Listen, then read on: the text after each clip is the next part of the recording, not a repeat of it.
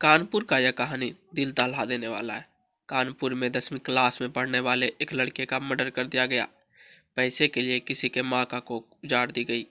कुशाग्र हत्याकांड की कहानी इतनी दर्दनाक है, किसी की भी आंखों से आंसू ले आएगा।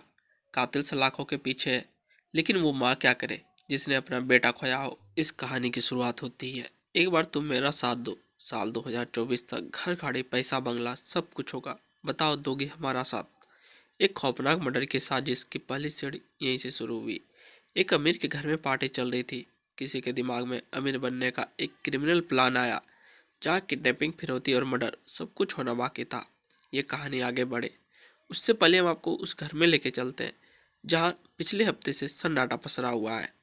इस कहानी की शुरुआत होती है कानपुर का एक घर सुना हो गया। माँ का रो रो कर बुरा हाल, पिता अपना दर्द संभाल नहीं पा रहे। कोई खुद को संभाले तो संभाले कैसे। जिस घर का बेटा मौत का नींद सो गया हो, उन माता पिता के लिए किसी और चीज़ के मायने कहाँ रह जाते हैं। कानपुर के कुशाग्र मर्डर केस के बारे में जिसने भी सुना उनके होश उड़ गए। कानपुर के साड़ी कारोबारी मनीष कनोडिया का परिवार बेटी होने की खुशी मना रहा था, लेकिन उन्हें पता नहीं था कि उनकी ज़िंदगी में भूचाल आने वाला है। कोई है जो उनका बेटा उनसे छीनने वाला है। मनीष कनोडिया के घर में बेटी पैदा होने की खुशी में पार्टी चल रही थी। इस पार्टी में कुशाग्र का एक ट्यूशन टीचर जो रचिता नाम की थी, उसके दो साथी उनके साथ शामिल हुए थे। इस पार्टी में तीनों ने मनीष कनोडिया के बेटे कुशाग्र को किडनैप करने का प्लान बनाया। इन्हें लगा कि अमीर परिवार है, फिरौती की मोटी रकम मिल जाएगी और हम जल्द ही अमीर बन जाएंगे। दरअसल रचिता और उसके एक साथी प्रभात जो थे, उन दोनों के बीच काफ़ी समय से रिश्ता था, लेकिन प्रभात के परिवार वाले इस रिश्ते के लिए तैयार नहीं थे। रचिता प्रभात के बच्चे की माँ भी बनने वाली थी, लेकिन परिवार वाले फिर भी शादी के लिए राजी नहीं हुए।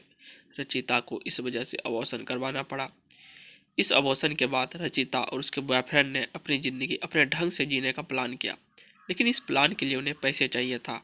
बस इसलिए इसके दिमाग में एक खौफनाक साजिश ने जन्म लिया, जिसने हंसता खेलता परिवार को उजाड़ कर रख दिया। रचिता, प्रभात और उसके एक साथी शिवा ने इन सभी घटना को अंजाम दिया। कुशाग्र प्रभात को पहले से ही जानता था। 30 अक्टूबर की वो शाम कोचिंग के लिए निकला। प्रभात ने उसे अपने घर रास्ते के लिए चलने के लिए कहा। नाश्ते के लिए वो मान गया। घर पहुंचा। पहुंचते ही उसके हाथों पैरों में, कुशाग्र के हाथों पैरों में रस्सी बांध दिया और उसे घुटनों के बल बांध कर गिरा दिया। रचिता यानी कि वो लड़की जिसने कई सालों तक कुशाग्र को ट्यूशन पढ़ाया था, लेकिन वो लालच में इतनी अंधी हो गई थी कि उसका कत्ल करने के लिए वो लड़के तैयार थी, और वो ये सब देख भी रही थी। इसके बाद प्रभात ने कुशाग्र के मुंह में कपड़ा ठूसा और अपने घर की कोठली के अंदर ले गया। कुशाग्र इन दोनों के सामने बेबस पड़ा था।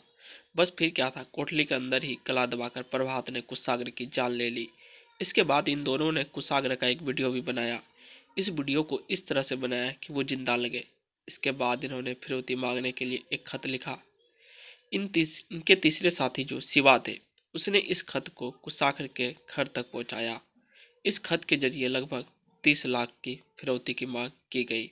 उधर कुशाग्र के हत्या करने के बाद सबको टुकड़ों में काटकर पॉलीथीन में भरकर फेंकने की तैयारी थी। पॉलीथीन और बोरे की तो व्यवस्था कर ली गई, लेकिन सीसीटीवी कैमरे ने इनका प्लान चौपट कर दिया।